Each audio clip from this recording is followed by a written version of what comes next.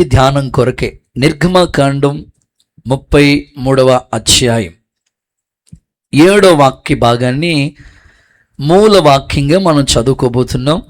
నిర్గమకాండం 33వ అధ్యాయం 7వ వాక్యాన్ని నేను చదువుతాను. అంతట మోషే గుడారము తీసి పాలెం వెలుపలకు వెళ్ళి పాలెమునకు దూరంగా దాన్ని వేసి దానికి ప్రత్యక్షపు గుడారమని పేరు పెట్టెను.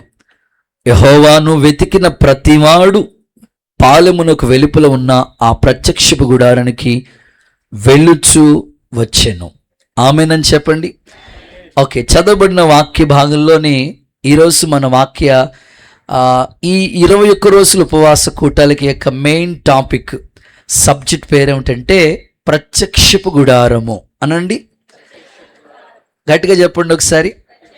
అదిగో మీరు ఇమేజ్లో చూస్తున్నట్లుగా ఈ మొదటి రోజు ప్రత్యక్షపు గుడారంలో దేవుని నివాస స్థలాన్ని గురించి మనం ధ్యానం చేయబోతున్నాం. ఒక్కొక్క రోజు ఒక్కొక్క టాపిక్ పరిశుద్ధాత్ముడు మనకి తెలియచేస్తారు. మెయిన్ థీమ్ ఏంటంటే ప్రత్యక్షపు గుడారం. మీరు హెడ్డింగ్ పెట్టుకోండి, ప్రత్యక్షపు గుడారం. దేవుడు మోషేతో చెప్పాడు, నేను మీ మధ్యలో నివాసం చేసేటట్లుగా నాకొక నివాస స్థలంగా ఒక గుడారాన్ని నిర్మాణం చేయండి. దాని పేరే ప్రత్యక్షపు గుడారం. ఆయా సందర్భాల్లో నేను వాక్యాలు ప్రారంభించినప్పుడు ఆయా సమయాల్లో అప్పుడప్పుడు సందర్భాన్ని వచ్చినప్పుడల్లా ప్రత్యక్షపు గుడారం గురించి చెప్తానని అలాగా ఆ సందర్భాన్ని బట్టి చెప్పుకుంటా అలా టచ్ చేసుకుంటా వెళ్తా వచ్చాం. ఈరోజు ఈ 21 క్లాసెస్లో కూడా పూర్తిగా ప్రారంభ క్లాస్ నుంచి కూడా మీరు వింటూ ఉంటే ఆఖరి వరకు కూడా మీకు అర్థవంతంగా పరిశుద్ధాత్ముడు మనతో మాట్లాడతాడు. యేసు నామములో మీ అందరికి దేవుడు కృప చూపించునుగాక. మీ అందరిని బట్టి ఒకసారి దేవుడికి గట్టిగా చప్పలు కొడుతూ బిగ్గరగా స్తుతిద్దామా దేవుని సంధిలో. మోషేతో దేవుడు చెప్తా ఉంటాడు.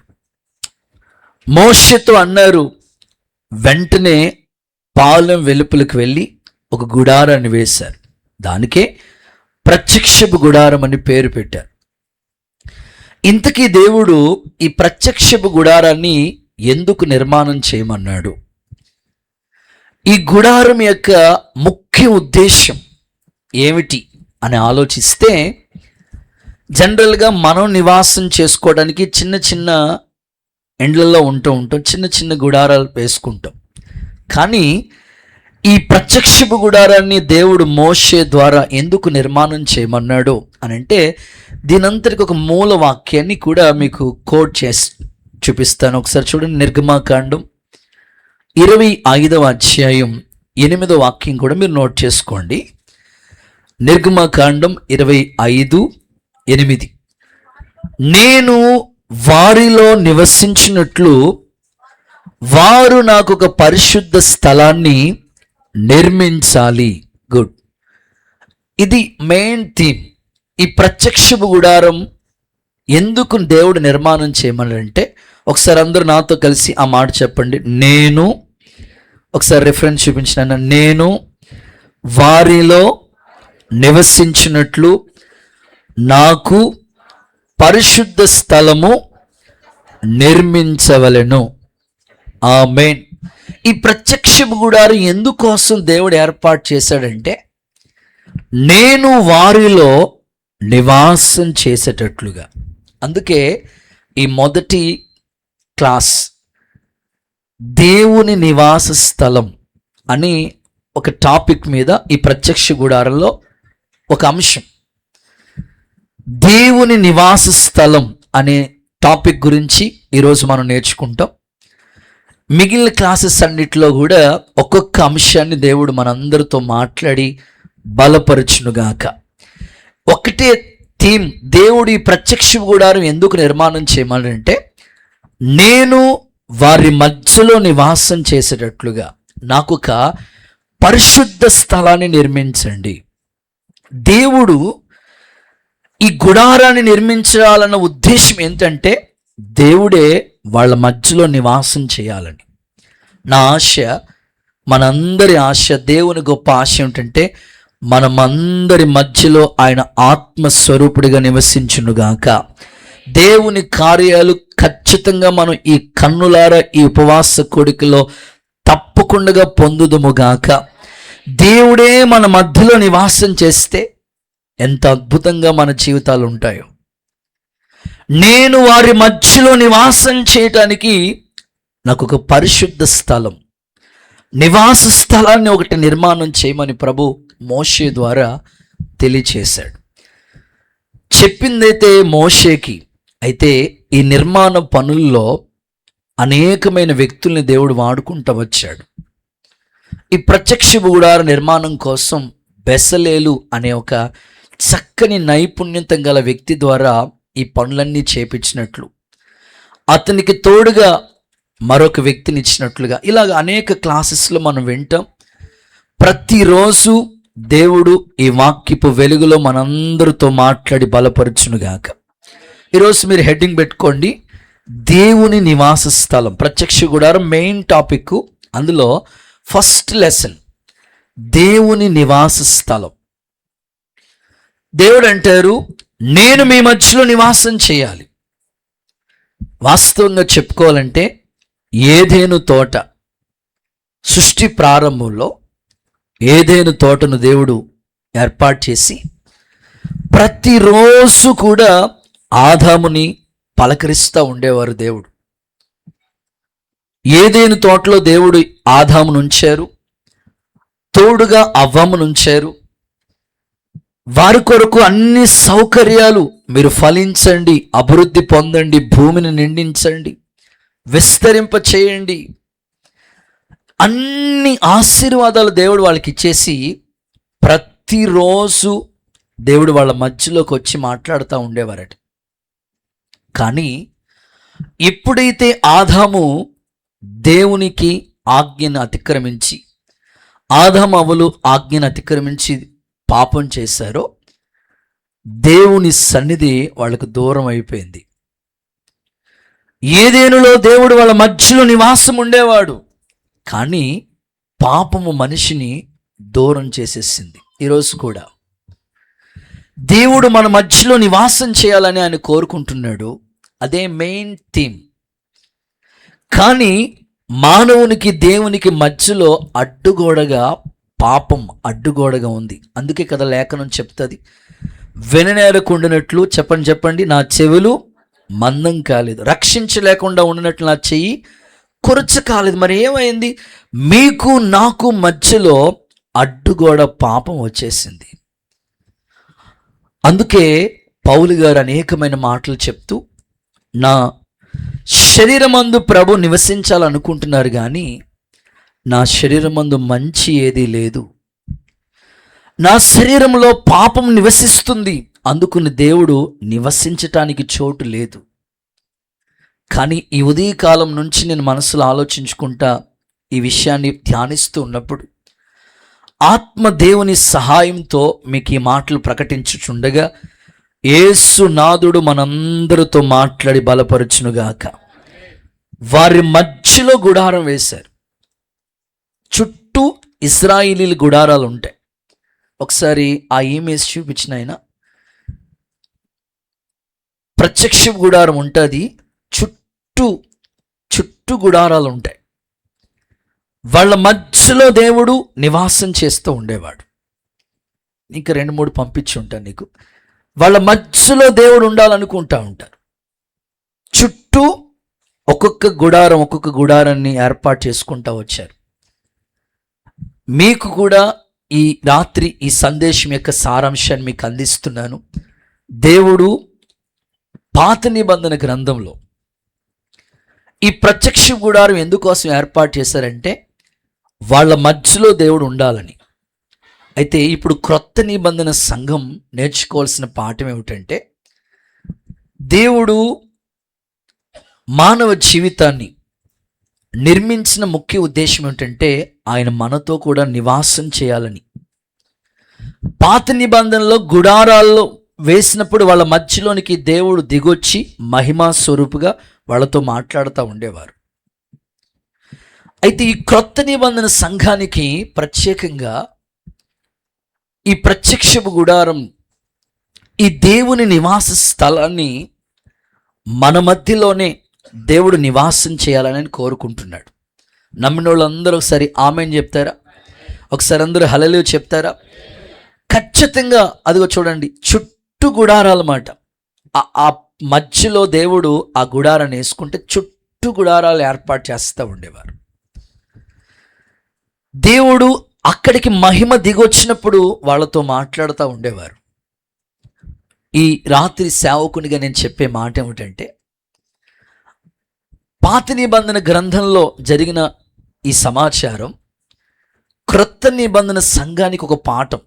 అదేమిటంటే, పాత నిబంధన అంతా ఛాయ నీడ, క్రొత్త నిబంధన నిజస్వరూపం. ఇప్పుడు ఆ గుడారంలో ఉండేవారు కాదు ప్రభు, మన మధ్యలోనే ఆయన ఉండాలనుకుంటున్నాడు. ఆమేనని చెప్పండి. నమ్మితే చప్పట్లు కొట్టండి ఒకసారి. మీకు ఈజీగా అర్థమవటానికి ఒక చిన్న ఉదాహరణ చెప్పి ముందుకు వెళ్ళిపోతా. దైవజనులు పెద్ద ఆయన సేవ చేస్తున్న రోజుల్లో చాలామంది గనులైన సేవకులు సేవ చేశారు కదా.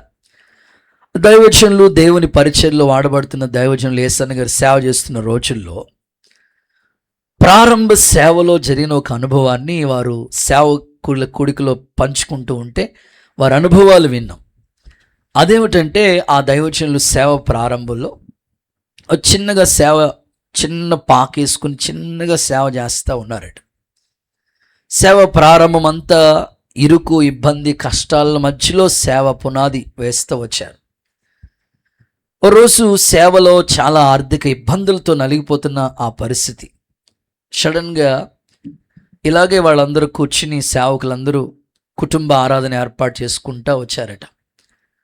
సడన్గా ఈ లోపల ఒక ఆయన ఫుల్గా తాగేసి, ఫుల్గా డ్రింక్ చేసి, ఫుల్గా ఆన్ అయిపోయి ఆ గేట్ కొడతా, ఆ తలుపు కొడతా, ఎవడు పాస్టర్ గారు, ఇంకా వాళ్ళ వాయిస్ ఎట్లా ఉంటుందో మీకు తెలుసు కదా, నేను ఇంక చెప్పక్కర్లేదు, ఏమండి పాస్టర్ గారు అని డోర్ కొడతా ఉన్నారట, గేట్ కొడతా ఉన్నారట.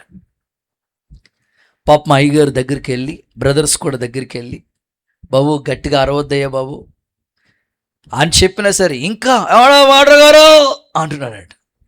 ఏ బాబు గట్టిగా అరవద్దు, చుట్టూ ఉన్న జనాలు, చుట్టూ ఉన్న ప్రజలు చూస్తే నువ్వు తాగడం అనేసి మేము తాగామనుకుంటారు. దేవుడికి స్తోత్రం చెప్పండి. గట్టిగా అరవద్దయ్యా బాబు, అరవద్దు అలాగా అనని చెప్తున్నా సరే ఎంత చెప్పినా వింటలేదట. బాబు గట్టిగా అరవద్దు, ఎందుకు వచ్చేవి, ఇదిగో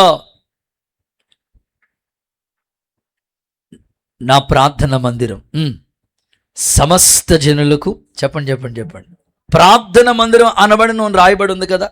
నేనేదో మందిరానికి ప్రార్థనకు వస్తే ఏంటి అను అటు వెళ్ళిపోమంటావు అనను అని రివర్స్లో మాట్లాడుతున్నారట.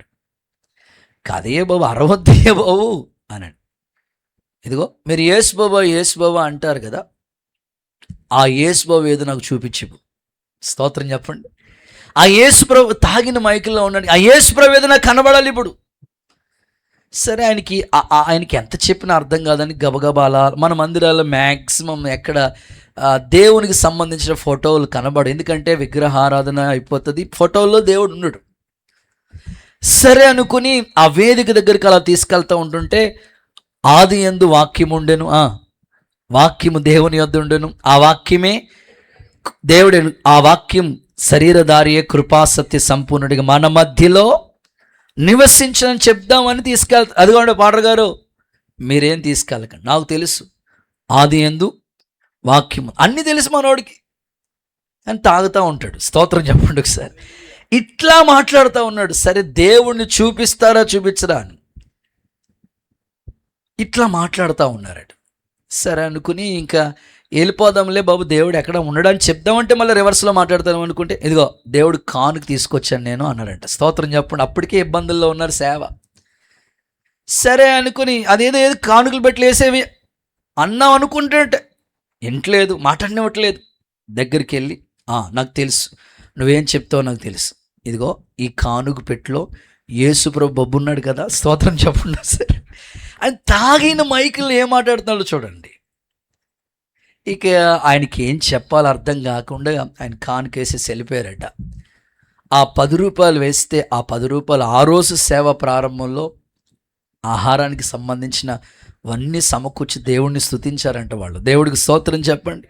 నేను ఎందుకు ఈ సందర్భం చెప్తానంటే, దేవుడు ఫోటోలో ఉండేవాడు కాదు, ఆయనే ఆత్మదేవుడిగా మన మధ్యలో నివాసం చేయునుగాక. చప్పట్లు కొడుతూ ఒకసారి యేసుకి బిగ్గరగా మహిమ చెల్లిద్దామా? దేవుని నివాసం మనుషులతో కూడా ఉన్నది అని రాయబడి ఉంది. మన మధ్యలో ఉండడానికే ఆ ప్రత్యక్ష గుడారాన్ని దేవుడు నిర్మాణం చేశాడు. ఇప్పుడు నా ప్రశ్న ఏమిటంటే, దేవుడు ఎక్కడ నివసిస్తాడు? ఒక 5 విషయాలు ఈ మొదటి రోజు ఉపవాస ప్రార్థన కూడికలో మీకు చెప్పి, దేవుడు నివసించే చోటు ఏది, దేవుని నివాస స్థలం అనే ఆ టాపిక్లో దేవుడు ఎక్కడ నివసిస్తాడో ఒక 5 అనుభవాలు ఈ రాత్రి మీకు చెప్పి త్వరగా ఈ సందేశాన్ని ముగింపులోకి తీసుకురావాలని ఆశపడతా ఉన్నాను. చదవండి మొదటి మాట. దేవుడు ఎక్కడ నివసిస్తాడు? కొరింథీయులకు రాసిన మొదటి పత్రిక, అపోస్తలుడైన పౌలు కొరింథీయులకు రాసిన మొదటి పత్రిక 3వ అధ్యాయం 16వ వాక్య భాగాన్ని చదువుదాం. అపోస్తలుడైన పౌలు దేవుని ఆలయమై ఉన్నారనియు, కొరింథీయులకు రాసిన మొదటి పత్రిక 3:16 చదవండి. మీరు దేవుని ఆలయమై ఉన్నారనియు, మీరు దేవుని ఆలయమై ఉన్నారనియు, దేవుని ఆత్మ మీలో నివసించుచున్న, దేవుని ఆత్మ మీలో, ఆ మాట చెప్పండి, దేవుని ఆత్మ మీలో నివసిస్తున్నారని మీరెరుగరా. చాలు.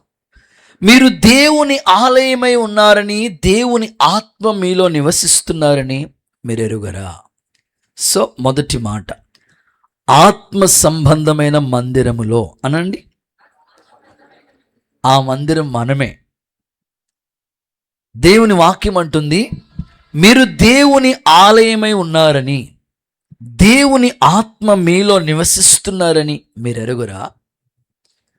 మీరు విలువ పెట్టి కొనబడిన వారు, మీరు మీ సొత్తు కాదు, మీరు నా సొత్తు అని ప్రభు చెప్పినట్లు దేవుని నివాస స్థలం ఆ రోజు గుడారాన్ని ఏర్పాటు చేశారు. ఈరోజు క్రొత్త నిబంధన సంఘం గుర్తుపెట్టుకోవాల్సింది ఏంటంటే, దేవుడు గుడారాల్లో కాదు కానీ ఇదిగో హృదయం అనే దేవాలయంలో నివాసం చేయాలనుకుంటున్నాడు. ఆమేన్. ఈ హృదయమే గొప్ప దేవాలయం. అందుకే కదా నరుని ఆత్మ యెహోవా పెట్టిన దీపం. హృదయం అన్నిటికన్నా ఘోరమైనది, మోసకరమైనది. ఈ హృదయం అనే దేవాలయంలో పరిశుద్ధుడైన దేవుడు ఆత్మస్వరూపుడిగా నివసించాలని కోరుకుంటున్నాడు. ఈ క్రొత్త నిబంధన సంఘం ఈ విషయాన్ని గుర్తుపెట్టుకోవాలి. ఒక సేవకునిగా, ఒక తండ్రిగా, ఒక అన్నగా, సేవకునిగా ఈ మాటలు మీకు ప్రకటిస్తున్నాను. మీరందరి జీవితాలు ఆత్మ సంబంధమైన మందిరాలుగా కట్టబడునుగాక. మీలో ఉన్న ప్రతి చీకటి తొలగిపోవునుగాక. మీ ఆత్మీయ జీవితాలు చక్కని పునాది మీద కట్టబడునుగాక. పౌలు అంటారు కదా, క్రీస్తు యేసే ముఖ్యమైన మూలరాయి ఉండగా అపోస్తులు ప్రవక్తలు వేసిన పునాది మీద మీరు కట్టబడుతున్నారు. ప్రతి కట్టడము చక్కగా అమర్చబడి క్రీస్తు దేవాలయం అగుటకై మీరు వృద్ధి పొందుతున్నారు అన్నాడు. అంటే ఏదైనా ఒక కట్టడం నిర్మాణం చేసేటప్పుడు చక్కని పునాదిని వేస్తారు. ఆ తర్వాత పిల్లర్స్ స్టార్ట్ అవుతాయి. ఆ తర్వాత ఇటుక గోడ ఒకదాని మీద ఒకటి అమర్చబడి చక్కగా ఒక నిర్మాణం జరుగుతున్నట్లుగానే మనము దేవునిలో ఒక ఆత్మ సంబంధమైన మందిరాలుగా కట్టబడుతున్నాం. చూడండి, ఆ రిఫరెన్స్ మీకు జ్ఞాపకం చేస్తాను. ఎఫెసీయులకు రాసిన పత్రిక 2వ అధ్యాయం 20 నుండి 22 వచనాలు, 20వ వచనం నుంచి 22వ వచనం వరకు చదువుతాం. క్రీస్తు యేసే ముఖ్యమైన మూలరాయి ఉండగా అపోస్తులు ప్రవక్తలు వేసిన పునాది మీద మీరు కట్టబడుతున్నారు. ప్రతి కట్టడము ఆయనలో చక్కగా, ఆ మాట చూడండి, ప్రతి కట్టడం ఆయనలో చక్కగా అమర్చబడి ప్రభువునందు పరిశుద్ధమైన దేవాలయం అగుటకై వృద్ధి పొందుచున్నది. ఆయనలో మీరు కూడా ఆత్మ మూలముగా, ఆయనలో మీరు ఆత్మ మూలంగా, మాట చూడండి, ఆత్మ మూలంగా దేవుని నివాస స్థలమై ఉండుటకు. ఎవరు వాళ్ళు? మీరే దేవుని నివాస స్థలమై ఉండుటకు కట్టబడుతున్నారు. ఈ రాత్రి ఒక సేవకునిగా నేను ఆశపడుతున్నాను, మనందరి జీవితాలు ఒక ఆత్మ సంబంధమైన మందిరాలుగా కట్టబడునుగాక. మీ హృదయంలో ఉన్న ప్రతి చీకటి తొలగిపోనుగాక. దేవుడు నివసించే స్థలముగా ఈ హృదయంలో పరివర్తన కలుగునుగాక. ఒక చిన్న ఉదాహరణ చెప్తాను. ఆత్మ సంబంధమైన మందిరం అంటే భౌతికమైన మందిరాలు మనం ఉండడానికి, కానీ దేవుడు ఉండే నివాస స్థలం ఏదంటే హృదయం అనే దేవాలయం. ఎప్పుడైతే హృదయ శుద్ధి గల వారుగా ఉంటారో ధన్యులుగా మారి దేవుని మహిమను చూస్తారు. ఈ హృదయం అనే దేవాలయంలో ఆయన ఆత్మస్వరూపుడిగా నివసించాలనుకుంటున్నాడు. అది ఎలాగో మీకు అర్థం అవడానికి ఒక చిన్న ఉదాహరణ చెప్తాను. 2 చేతులు అలా అల్లాడిస్తూ హల్లేలూయా అని చెప్తారా? చిన్న ఉదాహరణ చెప్తాను. ఒక 6 యవనస్తులు బయలుదేరి ఒక ప్రాంతానికి వాళ్ళు వెళుతూ ఉన్నారు. వారు వెళుతున్న ప్రాంతం అన్ని దాటుకుంటూ వెళ్తూ ఉన్నారు. ఒక ప్లేస్ని రీచ్ అవ్వాలని వాళ్ళు ఎంతో ప్రయాసతో వెళ్తూ ఉన్నారు. మధ్యలోకి వచ్చినప్పటికీ వాళ్ళు వెళుతున్న ప్రయాణంలో బాటసారులు వెళుతున్న అదే ప్రయాణంలో వాళ్ళు వెళ్ళిపోతూ ఉన్నారు. ఒక ప్లేస్కి వచ్చినప్పటికీ అటవీ ప్రాంతం, అరణ్య మార్గం. ఓ మాటలో చెప్పాలంటే ఏజెన్సీ ప్రాంతాలు ఎలా ఉంటాయి అంత అడవి ప్రాంతంలా ఉంది.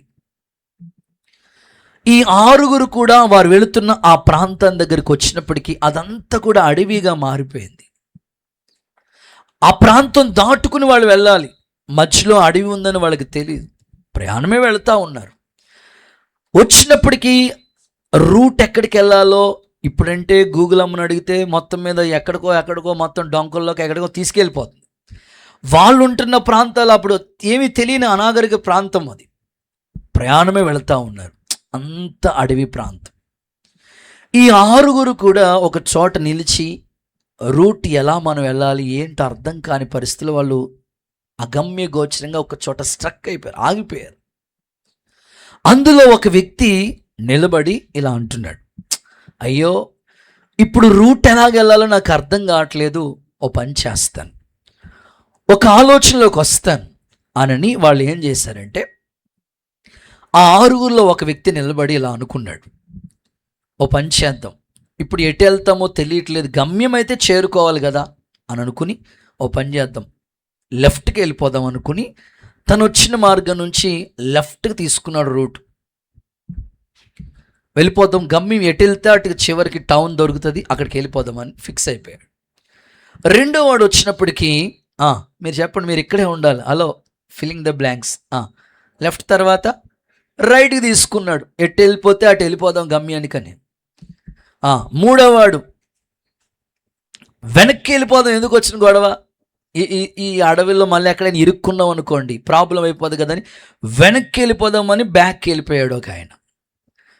నెక్స్ట్ 4th వన్, లేదు మనం వచ్చిన దారి కరెక్టే, వెనుకున్నవన్నీ మరిచి ముందున్నాడు వాటి కోసం వేగిరి పడమని చెప్తుంది కదా దేవుని వాక్యం అని ముందుకు వెళ్ళిపోతా ఉన్నాడు.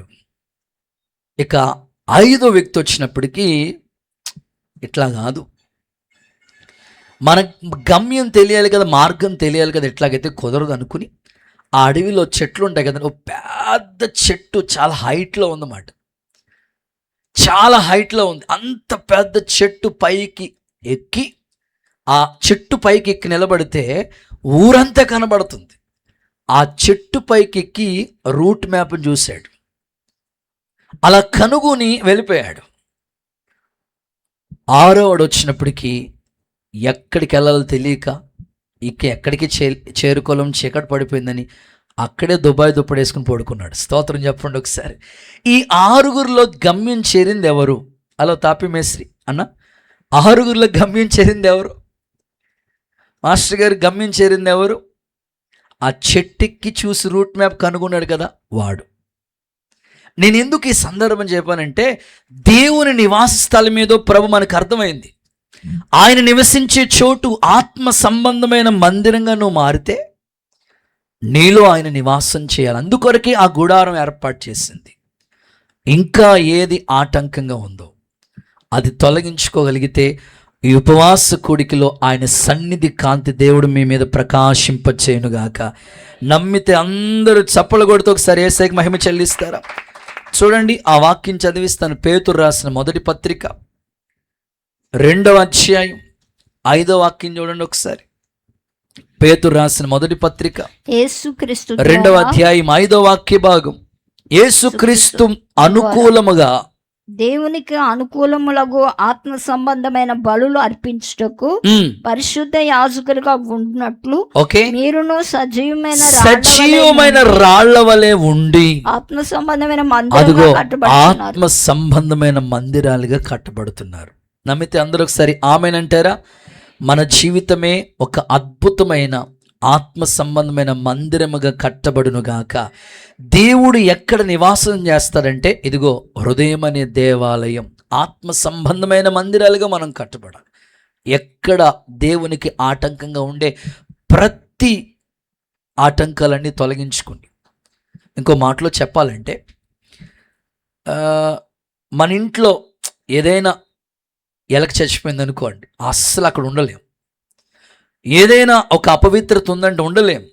అలాంటిది నీ హృదయమైన దేవాలయంలో ప్రభు నివాసం చేయాలంటే ఎక్కడ అపవిత్రత లేకుండా నీవే ఒక చక్కని ఆత్మ సంబంధమైన మందిరంగా, ఒక రాయి మీద రాయి ఎలా కట్టబడుతుందో నీ విశ్వాస జీవితాన్ని దేవునికి ఎక్కడ ఆయాసాన్ని కలిగించేది ఏది ఉందో అవి తొలగించుకుని నూతనపరచబడి ఒక చక్కని మందిరముగా నీ జీవితం కట్టబడునుగాక. ఆమేన్.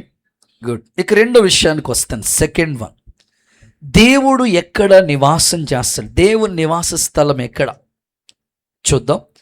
యెషయా ప్రవచన గ్రంథం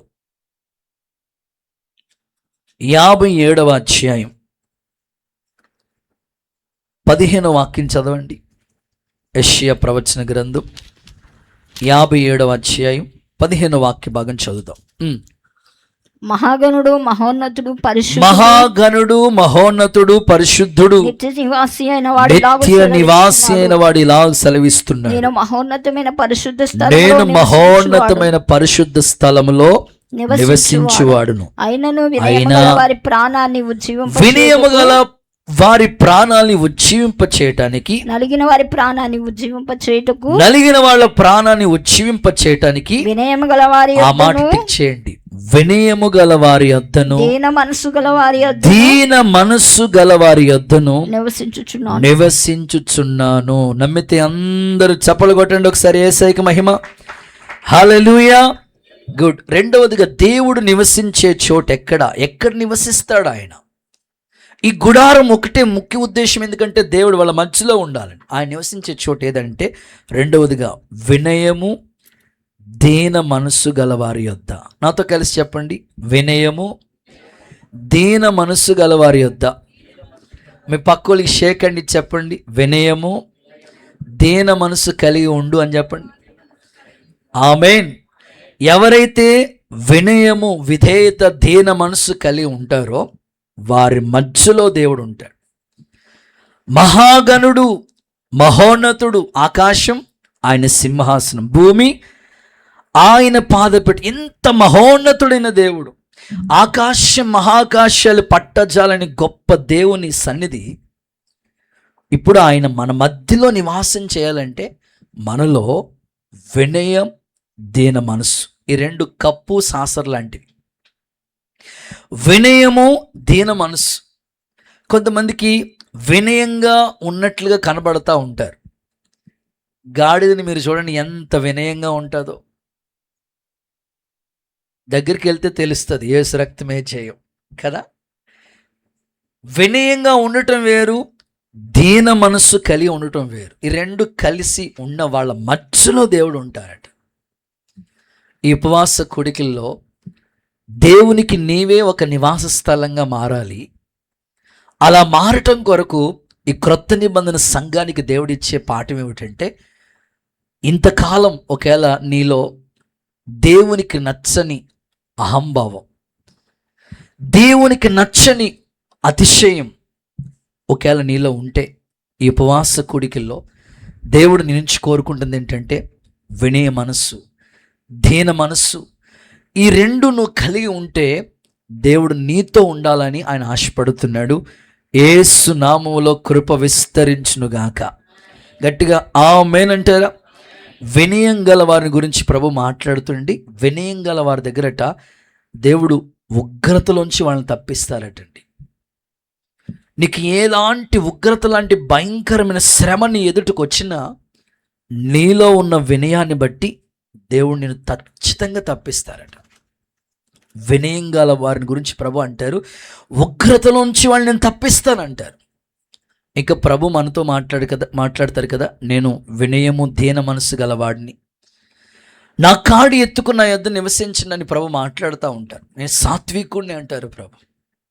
మనం ఆరాధించే దేవుళ్ళలో ఉన్న అదే స్వభావం ఆయన పిల్లలమైన మనలో కూడా ఎక్కడ అతిశయానికి చోటు ఇవ్వకుండా దీన మనస్సు, ఎంత హెచ్చించబడిన స్థితికి మనం వెళ్ళిపోయినా వినయ మనస్సు, దీన మనస్సు, ఇదే స్వభావం కలిగి మనం జీవించడానికి ఆత్మదేవుని సహాయం మనకు అనుగ్రహించబడునుగాక. గట్టిగా ఒకసారి హల్లెలూయా చెప్తారా? బైబిల్ ఇలా అంటుంది, దేవుడు అహంకారుల్ని ఎదిరించి, చెప్పండి, ఎవరికంట కృప ఇచ్చేది? దీనులకు. అహంభావంతో ఉండే వాళ్ళంట ఎదిరిస్తారంట దేవుడు. ఎవరైతే దీన మనస్సు కలిగి ఉంటారో వారికే కృపనిస్తారంట దేవుడు. నా ఆశ ఈ ఉపవాస కూడికల్లో మనందరిలో దీన మనసు పొంది దేవుని కృపకు మనం పాత్రులుగా మార్చబడదుము గాక. చదవండి ఆ మాట. పేతురు రాసిన మొదటి పత్రిక 5వ అధ్యాయం 5వ వచనం. పేతురు రాసిన మొదటి పత్రిక 5వ అధ్యాయం 5వ వాక్యాన్ని ఒకసారి చదవగా విందాం. మీరందరూ ఎదుటివాని ఎడల దీన మనసును వస్త్రం ధరించుకొని ఓకే, మిమ్మును అలంకరించుకొనుడి. ఓకే, దేవుడు అహంకారుల్ని ఏం చేస్తారంట? ఎదిరించి దీనులకు కృపనిస్తాడు. నెక్స్ట్ వర్డ్, దేవుడు తగిన సమయమందు మిమ్మల్ని హెచ్చించినట్లు ఆయన బలిష్టమైన చేతి క్రింద దీన మనస్కులై ఉండండి. ఆమేనంటారా? ఒక రైట్ టైం రాబోతుంది, అది హెచ్చించే కాలం. నా ఆశ మిమ్మల్ని అందరినీ దేవుడు తగిన సమయమందు హెచ్చించునుగాక. ఆ సమయంలో ప్రభు మిమ్మల్ని హెచ్చించాలంటే ఆయన హెచ్చించేంత వరకు ఆయన చేతి క్రింద దీన మనస్కులై ఉండాలి. ఎక్కడ అహంభావానికి చోటు ఇవ్వకూడదు. ఎవరైతే ఆయన చేతి క్రిందకు వస్తారో వాళ్ళని ప్రభు ఒక రైట్ టైంలో హెచ్చిస్తాడు. బైబిల్ ఇలా అంటుంది, దీనులు అంటే దేవుడు ఉన్నత స్థలాల్లో కూర్చోబెడతాడంట. నా ఆశ అది. మీ అందరి జీవితాలను దేవుడు ఉన్నత స్థలాల్లో, దేశం యొక్క ఉన్నత స్థలాల్లో ఎక్కించునుగాక. నమ్మితే ఒకసారి అందరూ ఆమెన్ చెప్తారా? గట్టిగా హల్లెలూయా చెప్తారా? ప్రభు కొండ మీద ప్రసంగం చెప్తూ ఏమంటారు తెలుసా? దీన మనస్సు కలిగిన వారి గురించి మాట్లాడుతూ, ఆత్మ విషయమే దీనులైన వారు ధన్యులు, పరలోక రాజ్యం వారిది అన్నాడు. అంటే దేవుని రాజ్యానికి వారసులుగా కూడా చేస్తారు మనల్ని. ఒక్క దీన మనస్సు నీలో ఉంటే ఎన్ని రకాల దీవెనలు ఉన్నాయో చూడండి. ఆ దీన మనస్సు తగ్గించుకోవడానికి, వినయ మనస్సుకు కలిగి ఉండడానికి మన మనస్సు ఇష్టపడదు. కానీ ఈ ఉపవాస కూటల్లో విరిగి నలిగిన హృదయంతో, పశ్చాత్తాప హృదయంతో నిన్ను నీవు తగ్గించుకుని నూతనపరచబడి రూపాంతరం చెందటానికి ఇష్టపడితే ఖచ్చితంగా దీనుల యొద్ద ఆయన నివాసం చేయాలనుకుంటున్నాడు. అలాంటి శ్రేష్టమైన కృప దేవుడు మీకు ఇచ్చునుగాక. ఒకప్పుడు మోషే, ఆయన పరిస్థితులు వేరు. ఓ మాటలో చెప్పాలంటే చాలా కోపం ఉండేది మోషేకి. ఎవరైనా తన ఎదుట సరిగ్గా లేకపోతే, మనం చదువుతూ ఉంటాం కదా, ఇద్దరు వాళ్ళు మాట్లాడుకుంటా ఉన్నారు, తేడా వచ్చింది వెంటనే వాడిని ఇసుకలో పాతి పెట్టేశాడు. స్తోత్రం చెప్పండి ఒకసారి. నేను అనుకుంటాను ఇశ్రాయేలు సైన్యం ఎంతమంది? ఇంచుమించు 20 లక్షల మంది. ఇదే కోపం కలిగిన మోషే నాయకత్వంలో అదే కోపంతో గాని మోషే సేవ చేస్తే ఇశ్రాయేలీలు మామూలులా చెప్పండి 3 చెరువులు నీళ్ళదేమో అంత బాధ పెట్టిన పరిస్థితులు. నీళ్ళేమంటారు, సనిగేవారు. అంత ఎందుకు తీసుకొచ్చావు ఇక్కడికి, మాంసం కావాలి, ఇంత బాధ పెట్టిన మనుషులు నిజంగా అదే కోపంతో మోషేగిని సేవ చేస్తే ఒక్కొక్కడిని ఇశ్రాయేలీల్ని ఆ ఐగుప్తిలో ఇసుకలో ఒక్కొక్కడిని పాతి పెట్టుకుంటూ వెళ్ళిపోయాడేమో. కానీ మోషే అంటాడు కదా, నేను సాత్వికుణ్ణి. దేవుడే సాక్ష్యం ఇచ్చాడు కదా, భూమి మీద ఉన్న వాళ్ళందరిలో మిక్కిలి సాత్వికుడు. ఈరోజు నీ సాత్వికమే నిన్ను గొప్ప చేయునుగాక. నీ దీన మనస్సు కలిగిన వారిని బట్టే దేవుడు గొప్ప కార్యాలు జరిగించునుగాక. చేయటానికి ఆయన సమర్థుడే. కానీ కొన్నిసార్లు ఆ మనస్సు రాదు మనలోకి. చిన్న ఉదాహరణ చెప్తాను అర్థం అవటానికి.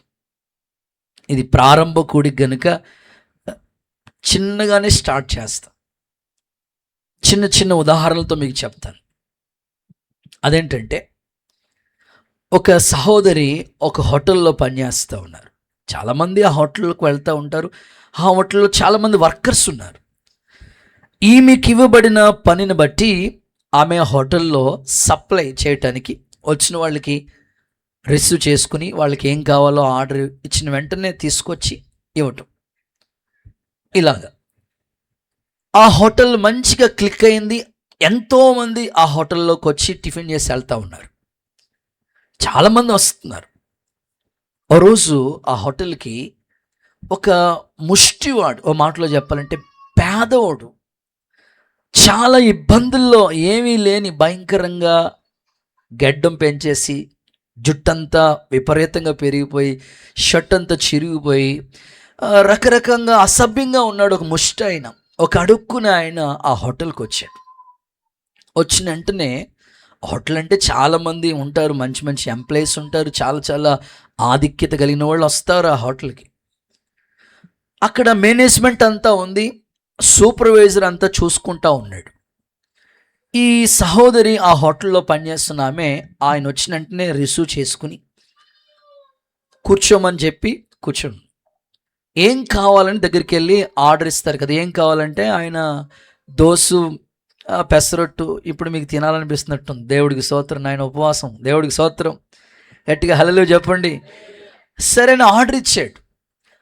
ఆ సూపర్వైజర్ చూసుకుంటా ఉన్నాడు, ఏంటి ఈవిడ ఇలా మాట్లాడేస్తుంది, అసలు ఇలాంటి వాళ్ళని ఎవరు అసలు అక్కడ గేట్ దగ్గర ఎవరున్నారు చూసుకోవాలి కదా. వచ్చిన తర్వాత ఏంటంటే ఆవిడ అన్నది దగ్గరికి వెళ్ళి, అయ్యా మన హోటల్కి గొప్పోళ్ళే రావాలి, డబ్బున్న వాళ్ళే రావాలని ఏం బోర్డు పెట్టలేదు కదా. పెట్టమా? లేదు కదా. పేదోళ్ళు వచ్చినా, డబ్బున్న వాళ్ళు వచ్చినా, గొప్పింటోళ్ళు వచ్చినా, చిన్నింటోళ్ళు వచ్చినా, ఎవరు వచ్చినా వాళ్ళని ఏం భేదం లేదు కదా. అందరినీ మనం మంచిగా గౌరవించి మనం వండిన ఆహారం వాళ్ళకి పెట్టడమే, వాళ్ళు డబ్బులు ఇస్తే తీసుకోవటమే. ఇదిగో ఆడ అసలు ఎలా ఉన్నాడు చూసావా, ముష్టి ఆడ దగ్గర ఏముండదు, నువ్వెందుకు తీసుకొచ్చి ఆడికి ఆర్డర్ ఇస్తున్నావు అని ఆ సూపర్వైజర్ గొడవ పెట్టుకోవడానికి ఇష్టపడుతున్నాడు. ఏమీ పట్టించుకోకుండా ఏం వెళ్ళి సప్లై చేసి ఆహారం అడిగిన ఆయనకి చక్కగా ఆహారం పెట్టింది. ఇదిగో ఆ సూపర్వైజర్ మళ్ళీ దగ్గరికి వచ్చి అంటాడు, ఇదిగో ఈయన బిల్లు కట్టకపోతే నీ సంగతి చెప్తానన్నాడు. అన్నంత పనే చేశాడు. వచ్చాడు, టిఫిన్ చేశాడు, బిల్లు కట్టుకోకుండా నెమ్మదిగా వెళ్ళిపోయాడు. సరే అనుకని ఆ ప్లేట్ తీసుకురావడానికని వెళ్తే సూపర్వైజర్ చూసి చెప్పాడు, నీ శాలరీలో నేను డబ్బులు కట్ చేసుకుంటాను. సరే అని, పర్లేదు, ఇలాంటి వాళ్ళకి ఏం చేసినా పర్లేదు లాంటి కట్ చేసుకోండి అన్నది ఆమె. ఆయన వెళ్తా ఆ ప్లేట్ దగ్గర ఒక చిన్న పేపర్, చిన్న స్లిప్ ఆ ప్లేట్ కింద పెట్టేసి వెళ్ళిపోయాడు. ఆ పేపర్ అలా ఓపెన్ చేస్తే ఇలా రాయబడి ఉంది, నేను ఎవరినో కాదు, ముష్టోడిని కాదు, ఈ హోటల్ మేనేజర్ని. ఇక్కడే ఉన్నారా మీరు? ఈ హోటల్ మేనేజర్ని. ఈ హోటల్లో వర్క్ చేసే వాళ్ళు ఎలా పనిచేస్తున్నారో, గొప్పోడు వచ్చినప్పుడు ఎలా చూస్తున్నారో, డబ్బున్న వాళ్ళు వచ్చినప్పుడు ఎలా చూస్తున్నారో, పేదోడు వచ్చినప్పుడు ఎలా చూస్తున్నారో, ఏమీ లేని ముష్టోళ్ళు లాంటి వాళ్ళు వచ్చినప్పుడు ఎలా చూస్తున్నారో జస్ట్ టెస్ట్ చేద్దాం, చెక్ చేద్దామని నేనే ముష్టోడు రూపంలో మారువేషంలో వచ్చి కూర్చున్నాను. అని ఆ కింద రాశారట. నువ్వు ఇంత పేదోడు వచ్చినప్పుడు కూడా, ఉన్నవాడు వచ్చినప్పుడు ఎంత గౌరవంగా ఎంత మర్యాదలు చేసావో, ఇంత ముష్టోడు వచ్చినప్పుడు కూడా ఇంత మంచిగా దీనత్వం కలిగి మంచిగా పలకరించి హంబుల్నెస్ కలిగి చక్కగా నువ్వు చేసిన ఆ సర్వీస్ ఉంది చూసారా, నాకు చాలా నచ్చింది. ఇదిగో ఆ సూపర్వైజర్గా ఉన్న ఆయన తీసేసి ఈ హోటల్కి నువ్వే సూపర్వైజర్ స్థానంలో కూర్చోబెడుతున్నానంటే, నేను ఎందుకు ఈ మాట చెప్పానంటే, దీనుల్ని దేవుడు ఎప్పుడు ఉన్నత స్థాయిలోకి తీసుకొస్తాడండి. అహంకారులైన వాళ్ళందరినీ ఎదిరిస్తాడండి. ఈ ఉపవాస కూటాల్లో నువ్వు అడగవలసింది ఏంటో తెలుసా? ప్రభా, ప్రత్యక్షపు గుడారం నువ్వు నివసించటానికి ఏర్పాటు చేయమన్నావు, అయితే దీనుల దగ్గర నీవు నివసిస్తావని చెప్పావు కదా, మాలోనికి దీన మనసు ఇవ్వండి అయ్యా. ఇంకా నీకు నచ్చని అహంభావాలు ఏమైనా ఉన్నా, అతిశయించేవి ఏమైనా ఉన్నా, మాట వినని తిరుగుబాటు చేసే స్వభావం ఏదైనా ఉన్నా నాలోని తీసేయండి ప్రభా, దీనులుగా మార్చు ప్రభా అని నువ్వు నేను కోరుకోగలిగితే మన మధ్యలో ఆయన ఆత్మస్వరూపుగా నివసించునుగాక. గుడ్. మూడో మాటలోకి వెళ్ళిపోదాం. థర్డ్ వన్, దేవుడు నివసించే ఆ చోటు ఏది? చదువుదాం పరిశుద్ధ గ్రంథమైన బైబిల్లో జకరియా ప్రవచన గ్రంథం 2వ అధ్యాయం 10వ వాక్య భాగం. జకరియా పుస్తకం 2వ అధ్యాయం 10వ వాక్య భాగం. సియోను నివాసులారా, నేను వచ్చి మీ మధ్య నివాసం చేతును, నేను వచ్చి మీ మధ్యలో నివాసం చేస్తాను, సంతోషంగా నుండి పాటలు పాడుడి, సంతోషంగా ఉండి పాటలు పాడండి. ఆమేనని చెప్పండి ఒకసారి గట్టిగా. హల్లెలూయా అని చెప్తారా? రైట్. మూడవదిగా, పాటలు పాడి స్తుతించే వాళ్ళ మధ్యలో అనండి ఒకసారి. ఇంకొకసారి చెప్దామా? పాటలు పాడి స్తుతించే వాళ్ళ మధ్యలో. ఆమేన్. గట్టిగా హల్లెలూయా చెప్తారా? సో మరి పాటలు ఎందుకు అనంటే, స్తుతుల మధ్యలో దేవుడు నివాసం చేస్తాడు. సియోను నివాసులారా, సంతోషంగా ఉండి పాటలు పాడండి, నేను వచ్చి మీ మధ్యలో నివాసం చేయాలనుకుంటాం. అందుకే కదా ఇశ్రాయేలు చేయి స్తుతుల మీద ఆయన ఆసీనుడు. అందుకే ఒక పాట దైవజనులు రాశారు, డి మైనర్, నా స్తుతుల మధ్యలో నీవు నివసించువాడా అని.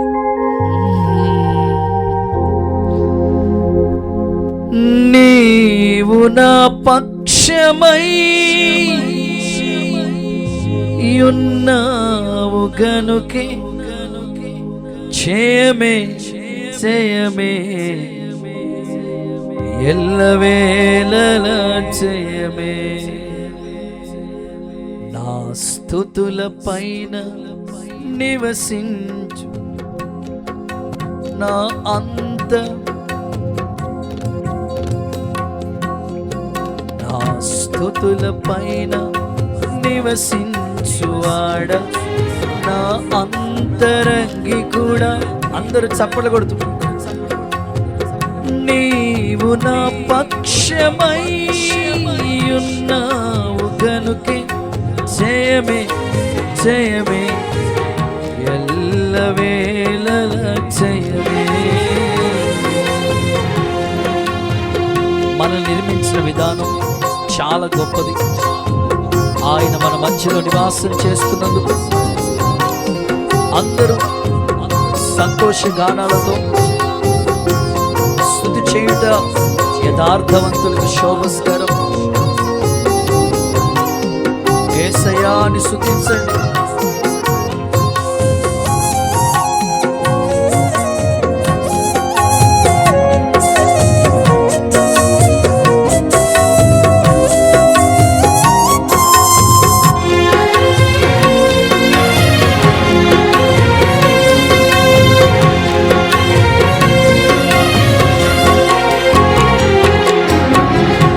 నన్ను నిర్మించిన రీతి తలచగా ఎంతో ఆశ్చర్యమే, అవి నా ఊహకి వింతైనది.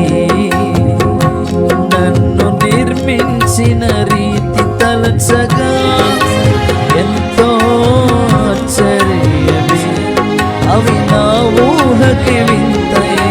పాడదామందరూ. ఎరుపెక్కిన శత్రువుల చూపు నుండి తప్పించి ఎనలేని ప్రేమను, ఎరుపెక్కిన శత్రువుల చూపు నుండి తప్పించి ఎనలేని ప్రేమను, స్తుతుల పైన నివసించువాడ నా అంతరంగి కూడా యేసయ్యా. స్తుతుల పైన నివసించువాడ నా అంతరంగి కూడా యేసయ్యా. నీవు నా పక్షమై ఉన్నావు కనుక జయమే జయమే ఎల్లవేళలా జయమే. నీవు నా పక్షమై ఉన్నావు కనుక జయమే జయమే ఎల్లవేళలా జయమే. హల్లెలూయా. మన స్తుతుల మధ్యలో దేవుడు నివసించునుగాక. నీకు ఎప్పుడైనా బాధ కలిగిన వెంటనే నీ నోట స్తుతి కీర్తన రావాలి. ఆ పదాలు చూడండి, నన్ను నిర్మించిన రీతి నీకు తెలిసే ఉంది ప్రభువా. ఎరుపెక్కున శత్రుల చేతిలోండి నన్ను తప్పించావు, నా స్తుతుల మధ్యలో నివసించి నాకు జయమిచ్చావు. ఇశ్రాయేలు ప్రజలు స్తుతించినప్పుడే కదా ఎన్నో గొప్ప కార్యాలు ప్రభు చేశాడు. ఎరుకో కోటగోడలు కూలిపోవడానికి కారణం స్తుతి. మోయబడిన ద్వారాలన్నీ తెరవబట్టడానికి కారణం స్తుతి. ఈ రోజున క్రైస్తవ్యానికి స్తుతిలో ఉన్న శక్తి అర్థం కావాలి. నా ప్రార్థన, నీ నోట ఎప్పుడు స్తుతి కీర్తన ఉండునుగాక. గట్టిగా ఒకసారి అందరూ ఆమేనని చెప్పండి. పౌలు శీలలు స్తుతించినప్పుడు దేవుడు వాళ్ళ మధ్యలోనికి వచ్చి గొప్ప కార్యాలు చేసినట్లు, చెరసాల పునాదులు కదిలించినట్లు, బంధకాలన్నీ తెగిపోనట్లుగా నీకున్న అడ్డులు ఆటంకాలు స్తుతి ద్వారా తొలగిపోవునుగాక. దేవుడు మన మధ్యలో నివాసం చేయునుగాక. ఆ మాట చదవండి. 22వ కీర్తన 3వ చరణం. 22వ కీర్తన 3వ చరణం. ఆ మాట ఇలా రాయబడి ఉంది. నీవు ఇశ్రాయేలులు చేసే స్తుతుల పైన ఆసీనుడవై ఉన్నావు. 22:3లో నువ్వు ఇశ్రాయేలు చేసే స్తుతుల పైన ఆసీనుడై ఉన్నావు. మన పాత నిబంధన ఇశ్రాయేలు ప్రజలు ఎప్పుడు వాళ్ళ నోట స్తుతి. ఎర్ర సముద్రం దాటారా? మిరియమ్మకు ఒక అద్భుతమైన పాట రాసింది. ఎర్ర సముద్రాన్ని పాయలుగా చేసావయ్యా, నడిపించవయ్యా. పాటలే. ఇశ్రాయేలు జీవితంలో పాటలు పాటలు పాటల ద్వారా దేవుడు కార్యాలు చేశాడు. ఈ 21 రోజుల ఉపవాస ప్రార్థనలు పాటల్లో ఉన్న శక్తిని కన్నులతో మీరందరూ అనుభవించుదురుగాక. దేవుడు స్తుతుల మధ్యలో నివాసం చేయునుగాక. ప్రభు ఇలా అంటారు కదా, ఇది నేను కోరిన స్థానం, ఇక్కడే నేను నివాసం చేస్తానన్నాడు. దానిలోని భక్తులు బిగ్గరగా కేకలు వేస్తూ ఉన్నారంట. చూడండి 132వ కీర్తన 132వ కీర్తన 14వ వచనం. కొన్ని మాటలు చదువుతారు. 132వ కీర్తన. ఇది నేను కోరిన చోటు, ఇది నిత్యము నాకు విశ్రమ స్థానముగా ఉండును, ఇక్కడే నేను నివాసం చేస్తాను. 16వ వచనంలో చూడండి. దానిలోని భక్తులు బిగ్గరగా ఆనందగానం చేస్తారు. హల్లెలూయా. మీ నోటి ఇక్కడ స్తుతి కీర్తన వినబడునుగాక. ఇది నేను కోరిన స్థానం అంటే దేవుని మందిరం, దేవుడు కోరుకున్న చోటు. సియోన్ని దేవుడు ఏర్పాటు చేసుకున్నాడు. ఇది నేను నివసించే స్థలం. ఎప్పుడు నివసిస్తాడో తెలుసా? దానిలోని భక్తులు బిగ్గరగా ఆనంద గానాలు చేస్తారు. మీరు స్తుతి ఆరాధన అంటే చాలా దైవికమైన ఆసక్తి మీకు కలగాలి. దేవుడు ఉన్నతమైన ఆనందాన్ని కలిగించే ఆ అభిషేక తైలం మీ తలపైన ఉండునుగాక. యేసు నామములో స్తుతి చేయుట యథార్థవంతులకి శోభస్కరం అని చెప్పినట్లు స్తుతి ద్వారా ఒక బలమైన దుర్గాన్ని దేవుడు స్థాపించునుగాక. దైవజనులు దేవదాసయ్య గారని బైబిల్ మిషన్ సంస్థను స్థాపించిన గొప్ప దైవజనుడు, మహిమలోకి వెళ్ళిపోయారు ఆయన. వారు స్థాపించిన సేవా పరిచర్యలో ఒకసారి సేవలో సేవకులకి ఎన్నో ఆటంకాలు ఎదురవుతూ ఉంటాయి.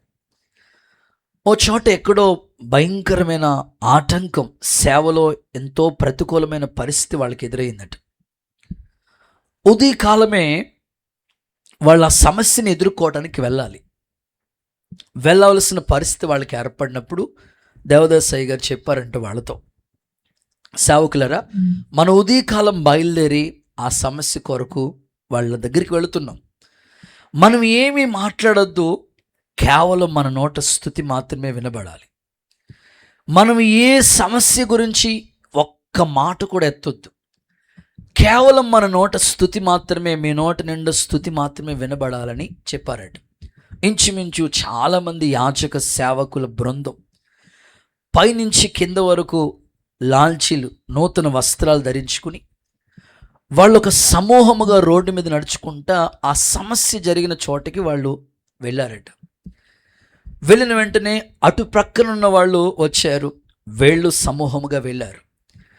వాళ్ళు అడుగుతూ ఉన్నారు. వాళ్ళు అడుగుతున్న మాటలకి ఈ దైవజనుడు ఒకే ఒక మాట, యేసు ప్రభుని ఆ న్యాయస్థానం ఎదుట నిలబెట్టినప్పుడు, యూదుల రాజువు చెప్పండి నువ్వేనా అన్నప్పుడు, యేసు ప్రభు నువ్వన్నట్లే అని ఎట్లా అన్నారో, ఈ దైవజనుడు కూడా మౌనమై నోటంపడ స్తుతి వినబడుతూ మౌనంగానే స్తుతి చెల్లిస్తూ ఉండారట. సియోనులో మౌనంగా ఉండుట స్తుతి చెల్లించుటే అన్నట్లు సమస్య వచ్చినప్పుడు ఆయన అలాగే నోటాట స్తుతి చెప్తూ అలా నిలబడిపోయారట. ఆ వాళ్ళ మధ్యలో ఉన్న పెద్ద ఆయన వీళ్ళ పక్షమందు నిలబడి ఈజీగా వాళ్ళ పెద్ద సమస్య 2 నిమిషాల్లో క్లియర్ అయిపోయినట్లుగా, వెళ్ళిపోండి, మీ పని మీరు చేసుకోండి, మీ సేవకి ఏ ఆటంకం లేదని చెప్పారంట. స్తోత్రం చెప్పండి ఒకసారి.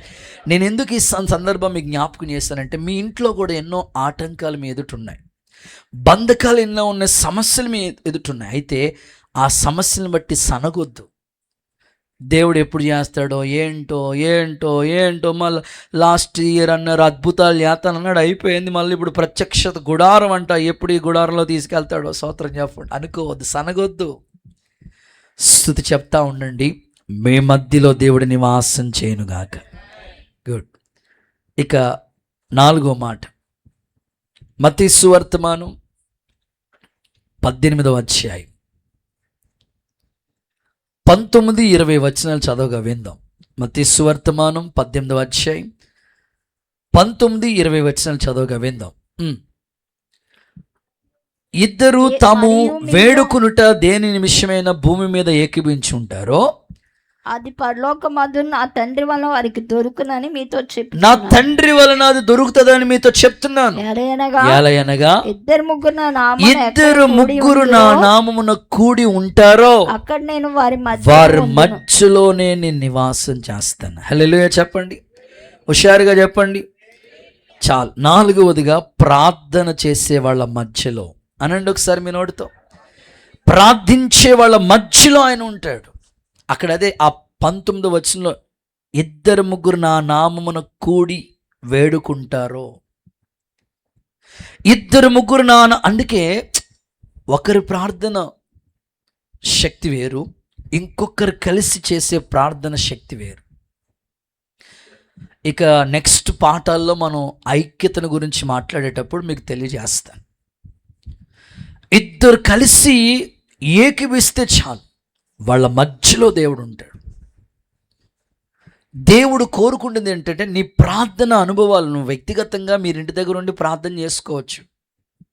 మీరు ఇంట్లో ఉండి ప్రార్థన చేసుకుంటారు, వ్యక్తిగతంగా ప్రార్థన చేసుకుంటూ ఉంటారు, కుటుంబంగా కూడి ప్రార్థన. సంఘ ప్రార్థన చాలా శక్తివంతమైందండి. అందుకే ఈ కుడికలు ఈ 21 రోజులు ఏ ఒక్క రోజు మీరు మిస్ అవ్వకూడదు. ఈ 21 రోజులు మనం అందరం కలిసి చేసే ప్రార్థన శక్తి ద్వారా దేవుని కార్యాలు మన మధ్యలో జరుగునుగాక. నమ్మితే ఒకసారి అందరూ ఆమేనని చెప్పండి, చప్పలు కొడుతూ మహిమ చెల్లించండి. ఖచ్చితంగా ఏకీభవించి చేసే ప్రార్థన శక్తివంతమైంది. ఇద్దరు ప్రభు ఏమన్నాడు చెప్పండి, అక్కడ చదువుకున్న మాటలో, ఇద్దరు భూమి మీద ఏది బంధిస్తారో పరలోకమందు నేను అది బంధిస్తానన్నాడు. ఇద్దరు ఏది విప్పుతారో పరలోకమందు అది విప్పబడునని చెప్పారు ప్రభు. అంటే ఇద్దరు కలిసి చేసే ప్రార్థనలో ఎంత శక్తి దాగి ఉందో. ఇక్కడ సంఘముగా మనం అందరం సమకూడాం కదా, మనందరూ చేసే ప్రార్థన, ఈ ప్రాంతంలో ఏలుబడి చేసే ప్రతి చీకటి తొలగిపోవునుగాక, ఈ ప్రాంతంలో దురాత్మ క్రియలు లయమైపోవునుగాక, కుటుంబాల మీద ఏలుబడి చేసే సాతాను క్రియలు లయమైపోవునుగాక, కుటుంబాలని పట్టి వేధిస్తున్న చీకటి తొలగిపోవునుగాక. ప్రార్థన ద్వారా గొప్ప కార్యాలు ప్రభు చేస్తాడు. ఏకీభవిస్తే చాలు. ప్రార్థన అంటేనే ఎవరో చేస్తారనుకోవద్దు, కానీ కలిసి ఏకీభవించడానికి ఇష్టపడండి. వాళ్ళ మధ్యలో దేవుడు ఉంటారు. దేవుని నివాస స్థలం ఏదంటే ఇద్దరు కలిసి ప్రార్థన చేస్తే వాళ్ళ మధ్యలో ఉంటారు ప్రభు. మీకు అర్థం అవటానికి ఒక చిన్న ఉదాహరణ చెప్తా. చేతుల పైకి ఒకసారి హల్లెలూయా చెప్తారా? పేతురు చెరసాల్లో ఉన్నారు. సంఘం ఏం చేసింది చెప్పండి? ఎలా చేసింది ప్రార్థన? ఆసక్తి కాదు, అత్యాసక్తి. నేనంటాను, గత కాలాల్లో 40 రోజులు ఉపవాస ప్రార్థనలు భారంగా చేశారు. లాస్ట్ ఇయర్ 21 days ఫాస్ట్ చాలా భారంగా. ఇప్పుడు ఇంకా మంట ఎక్కువ అవ్వాలి. దేవునికి స్తోత్రం కలుగును గాక. బలిపీఠం మీద నిత్యము అగ్ని మండుతూనే ఉండాలి. ఆ వైరాగ్యము, ఆ ఆసక్తి మీలోనికి నా ప్రభు అనుగ్రహించును గాక. సంఘము అత్యాసక్తితో ప్రార్థన చేసింది కదా. పేతురు గారు హ్యాపీగా ఉన్నాడు. ఈ రోజున మీరు చేసే ప్రార్థన సంఘములో గొప్ప కార్యాలు దేవుడు జరిగించబోతున్నాడు. మీ ఇంట్లో కూడా గొప్ప కార్యాలు ఈ ఉపవాస ప్రార్థనల ద్వారా దేవుడు జరిగించునుగాక. నువ్వు వ్యక్తిగతంగా చేసుకున్న ప్రార్థనలు వేరు, సంఘముగా నువ్వు సమకూడి చేసిన ప్రార్థన శక్తివంతమైనది. మీరు అపోస్తల కార్యాలు చూడండి, ఒకసారి చదివిస్తాను. అపోస్తల కార్యాల గ్రంథం 12వ అధ్యాయంలోకి రండి. 5వ వచనము 12వ వచనము కలిపి చదువుతారా? ఉంచబడెను. సంఘమైతే అత్యాశక్తితో ప్రార్థన చేస్తూ ఉంది. ఏమైంది? ఇట్లా ఆలోచించుకుని 12వ వచనం, అతడు మార్కు అనే ఒక ఈ మారు పేరు కలిగిన యోహాను తల్లి అయిన మరియా ఇంటిలోకి వచ్చాను. అక్కడ నాతో కలిసి చెప్పండి, అక్కడ అనేకులు కూడి ప్రార్థన చేస్తూ ఉన్నారు. ఆమేనని చెప్పండి. ఈ 21 రోజులు ప్రార్థన పట్ల మీకు ఆసక్తి పెరుగునుగాక. మేడగదిలో 120 మంది ఏకీభవించి ప్రార్థన చేస్తేనే అభిషేకం దిగొచ్చినట్లుగా మీ ఇంట్లో కూడా గొప్ప కార్యాలు ప్రభు జరిగించునుగాక. అనేకులు అభిషేక తైలం వాళ్ళని తాకునుగాక. ప్రార్థన శక్తి అంత గొప్పది. చిన్న ఉదాహరణ చెప్తాను ప్రార్థన కోసం. మా అన్నయ్యోళ్ళు సాధారణంగా వాళ్ళు ఏదైనా బజార్కి ఏదైనా పని నిమిత్తం వెళ్ళారనుకోండి, ఆ పని దాకా రారు వాళ్ళు. పాప మా అక్కోళ్ళు ఏదైనా వంట పని మీద ఉన్నారనుకోండి, అయ్యేదాకా ఆ వర్క్లోనే ఉంటారు. పిల్లలకి అప్పుడప్పుడు చెప్తా ఉంటారు, అరే నీకు చాక్లెట్ కొనిస్తాను, చాక్లెట్ తీసుకొస్తానని చెప్పాడంట వాళ్ళ నాన్న. నాన్న వెళ్ళిపోయాడు పని నిమిత్తం. అన్నయ్యోళ్ళు ఇంక పనికి వెళ్ళారంటే అక్కడ ఎవరో ఒకరు ఫ్రెండ్ కనబట్టమో ఏదో పని, ఇంకో వర్క్ ఏదో తగలటమో, ఇలా లేట్ అయిపోతూ ఉంటా. పొద్దున్న వెళ్ళేటప్పుడు చెప్పారు, ఎవరో వచ్చేటప్పుడు నీకు చాక్లెట్ తీసుకొస్తానని చెప్పాడంట. వెళ్ళిపోయాడు, ఏదో అడవుల్లో మర్చిపోయాడు. వచ్చినప్పటికి ఇంటికి వచ్చేటప్పటికి 9 అయిపోయింది, 9 అయిపోయింది. ఆ పిల్లోడేం పడుకోలేదు. దేవుడికి స్తోత్రం చెప్పండి, ఆడు అసలే మెలకుగా ఉన్నాడు. ఎందుకోసం? భలే చెప్తున్నారు మీరు. వెంటనే వాడు వచ్చినట్టు, ఆ నాన్న వచ్చినట్టు, గేట్ సౌండ్ వచ్చినట్టు గబగబా వెళ్ళిపోయాడు. నాన్న చాక్లెట్ అన్నాడు. ఒరే మర్చిపోయాను రా. ఆ పిల్లోడు ఏమన్నాడు తెలుసా? నేనేమన్నా అడిగానా నాన్న? స్తోత్రం చెప్పండి ఒకసారి. మీరే వచ్చేటప్పుడు చాక్లెట్ తెస్తానని చెప్పారు, మీరే చెప్పి మర్చిపోతే ఎలాగా? అవునరా, తప్పు అయిపోయిందిరా బాబు, వెళ్తానని మళ్ళీ బండి తీసుకుని వెళ్ళాడు. అప్పటికే లేట్ అయిపోయింది, 10 అయిపోయింది. అక్కడికి షాపులన్నీ కట్టేశారు. వెతుకుతున్నాడు చాక్లెట్ కోసం. మరి ఏ చాక్లెట్ తెమ్మన్నాడు మొత్తం వెతుకుతూ ఉన్నాడు. అన్ని షాపులు కట్టేస్తున్నాయి. తెత్తే కానీ నిద్రపోయేట్లేడురా బాబు అనుకుని ఇంకొచ్చేసి సమయంలో ఒక మెడికల్ స్టోర్ ఒకటి ఉంది, అపోలో మెడికల్ స్టోర్ దగ్గరికి వెళ్ళి ఇక ఆయన షాప్ కట్టేద్దామని దాన్ని ఏమంటారు, సెటర్ దించేస్తూ ఉన్నాడు. కరెక్ట్గా ఈయన అనుకున్నాడు, ఆయన అనుకుని ఇదేదో మంచి బేరం వచ్చినట్టు, ఎవరికో బాగాలేదేమో ఇన్ని మెడిసిన్స్ అట్టుకెళ్ళిపోతాడేమో అనుకున్నాడు ఆయన. ఓ చాక్లెట్ ఇవ్వండి అన్నాడు. చాక్లెట్ కోసం ఎంత అడావిడి. సరే అనుకుని ఎంత ఉంటుంది చాక్లెట్, ఒక 50 రూపాయలు పెట్టి చాక్లెట్ ఇచ్చి గబ తీసుకొచ్చి ఆ పిల్లోడి చేతులు పెడితే అప్పుడు నిద్రపోయాడు. నేను ఎందుకు చెప్పానంటే, ఆ పిల్లోడితో వాళ్ళ నాన్న ఏం చెప్పండి వచ్చేటప్పుడు, దేవుడు కూడా నీకెన్నో వాగ్దానాలు ఇచ్చాడు, ఆ వాగ్దానాలు నీకు ఇచ్చాడు ఆయన. నువ్వు తలగా ఉంటావు కానీ చెప్పండి ఆ ఇచ్చిన వాగ్దానాన్ని నువ్వు చెప్పాలి కదా, దేవుడికి చెప్పాలి కదా, నీ పట్ల దేవుడు నెరవేర్చాలని నువ్వు అడగాలి కదా. ఇప్పుడు ఆ తండ్రి నా కొడుకు నువ్వు ఇస్తానన్నావు తెస్తానన్నావు అని ఎలాగ పంతం పట్టి ఆ చాక్లెట్ తెచ్చేదాకా నిద్రపోలేదో, నువ్వు పైవాడిగా ఉంటావని వాగ్దానం ఉంది, అది నువ్వు జ్ఞాపకం చేసి అడగాలి దేవుణ్ణి. నువ్వు అప్పిచ్చేవాడుగా ఉంటావు కానీ అప్పుచ్చే వాగ్దానాలు ఉన్నాయి. క్రీస్తు యేసు మహిమలో మీ ప్రతి అవసరత తీరుస్తానని వాగ్దానం ఉంది కదా, అడగండి దేవుణ్ణి. సమృద్ధిగా మేలు చేస్తానని వాగ్దానం చేశాడు కదా, ప్రభా ఈ మాట నా పట్ల జరగాలి. సంతులేని వాడిని ఇల్లాలుగా, కుమారుల సంతోషంగా తల్లిగా చేస్తానని వాగ్దానం ఇచ్చావు కదా, మూయబడిన గర్భము తెరవబడునుగాక. కార్యాలు చేయాలంటే నువ్వు అడగాలి దేవుని పాదాల దగ్గర. అన్న దేవుని సన్నిధికి వెళ్ళి ఒక్క పిల్లోడిని ఇవ్వండి అయ్యా, ఈ నిందను తొలగించని ఎలా ఏడ్చి ప్రార్థన చేస్తూ దుఃఖం సంతోషంగా మార్చాడు కదా. మీ మధ్యలో ప్రార్థించే వాళ్ళ మధ్యలో దేవుడు ఉంటాడు. ఆయన చేసిన ప్రతి వాగ్దానం ఈ 21 రోజులు ఉపవాస ప్రార్థనలు ఎలుగెత్తి చెప్పి కృప పొందుకుని దేవుడిచ్చేంత వరకు ఆయన పాదాలు విడవక అడిగి పొందుకోవటానికి దేవుడు మీకు సహాయం చేయనుగాక. స్థలాలు లేని వాళ్ళకి స్థలాలు అనుగ్రహించబడునుగాక, గృహాలు లేని వాళ్ళకి గృహాలు అనుగ్రహించబడునుగాక, ఫ్యామిలీ సమస్యల్లో ఉన్న వాళ్ళకి సమాధానం వచ్చునుగాక. ఎప్పుడనంటే ఆయన ఇచ్చిన మాటను చెప్పి ప్రార్థిస్తే దేవుడు నీకు కార్యాలు చేస్తాడు. చివరి మాట, ఆఖరి మాట చెప్పి ముగిస్తాను. దేవుని నివాస స్థలం, ఎక్కడ ఆయన నివాసం చేసేది?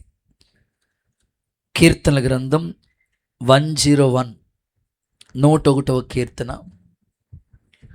6వ వాక్యం చూడండి. 101వ కీర్తన 6వ వచనం, నా యొద్ద నివసించినట్లు దేశంలోనే నమ్మకస్తులైన వారిని నేను కనిపెట్టుతూ ఉన్నాను. చాలు. 101:6 ఆఖరి మాట, నమ్మకస్తులైన వారి యొద్ద. చెప్పండి, ఎక్కడ ఉంటారంట ప్రభు? నమ్మకస్తులైన వారి యొద్ద. నేను మీ మధ్యలో నివాసం చేసినట్లు నాకు ఒక పరిశుద్ధ స్థలాన్ని నిర్మించండి. మోషే ఒక గుడారం వేసి దానికి ప్రత్యక్ష గుడారం అని పేరు పెట్టాడు. దేవుడు ఆ పాత నిబంధన అంతా ఛాయ, క్రొత్త నిబంధన నిజస్వరూపం క్రీస్తులో ఉంది. ఇప్పుడు సంఘానికి దేవుడు చెప్పే పాఠం ఏమిటంటే, నువ్వు నమ్మకస్తుడిగా ఉంటే, నమ్మకస్తురాలుగా ఉంటే వారి కోసం ఆయన కనిపడతా ఉన్నారంట. ఈ ఉపవాస కూడికల మొదటి రోజే ఏదైనా విషయాల్లో నువ్వు అపనమ్మకస్తుడిగా ఉన్నావేమో ఒక్కసారి గుర్తు చేసుకుని, ప్రభా నా భర్తకి నేను నమ్మకస్తుడిగా, నా భార్య ఎదుట నేను నమ్మకస్తుడిగా, నా పిల్లలు నమ్మకస్తులుగా, సంఘానికి నమ్మకస్తుడిగా, సమాజంలో ఉద్యోగం చేసే స్థలాల్లో, పనిచేసే చోట, ప్రతి చోట ఎప్పుడు నమ్మకత్వాన్ని పోగొట్టుకొనయ్యా. సేవకుల దగ్గర నమ్మకత్వాన్ని పోగొట్టుకొనయ్యా. అయ్యా సన్నిధిలో నమ్మకత్వాన్ని పోగొట్టుకొనయ్యా. నువ్వు నమ్మి నాకు ఈ పని అప్పగించావు, నువ్వు నమ్మి ఇచ్చిన ఈ పనిని నిర్లక్ష్యం చేస్తే ఎలా ప్రభు? ఏనాటికి కూడా నమ్మకత్వాన్ని పోగొట్టుకొనయ్యా. నమ్మకమైన వాళ్ళని ఆయన కనిపెట్టుకున్నారట. మరలా జ్ఞాపకం చేస్తున్నాను, దేవుడు మిమ్మల్ని ఎన్నో నమ్మి ఎన్నో మీ చేతికి అప్పగించాడు. ఒకవేళ పరిచర్య చేసే విషయంలో మిమ్మల్ని నమ్మి మీకు ఆ పని అప్పగిస్తే నమ్మకమైన పరిచారకులుగా ఉండండి. పాటలు పాడే తలాంతి ఇచ్చి నమ్మి ఆ పని దేవుడు మీకు ఇస్తే ఆ విషయంలో నమ్మకంగా ఉండండి. తలాంతులు ఇచ్చాడా, వాటి విషయంలో నమ్మకస్తులుగా ఉండండి. దేవుడు ఏదైనా మీకు బాధ్యత అప్పగిస్తే ఆ విషయంలో శక్తి లోపం లేకుండా నమ్మకస్తులుగా సాగిపోండి. వారి మధ్యలోనే దేవుడు నివాసం చేస్తాడు. అలాంటి శ్రేష్టమైన కృప దేవుడు మనకిచ్చునుగాక. నమ్మకస్తులకి ఎన్ని దీవెనలు ఇచ్చాడో తెలుసండి? మెండైన దీవెనలు కలుగుతాయంట. మరణం వరకు నమ్మకంగా ఉంటే జీవకిరీటం ఇస్తారట ప్రభు. అలాంటి కృపలో మనమందరం సాగిపోదుముగాక. ఈ ప్రారంభ కూడిక, ఈ ఫస్ట్ లెసన్ జస్ట్ ఆల్తోనే స్టార్ట్ చేశాను.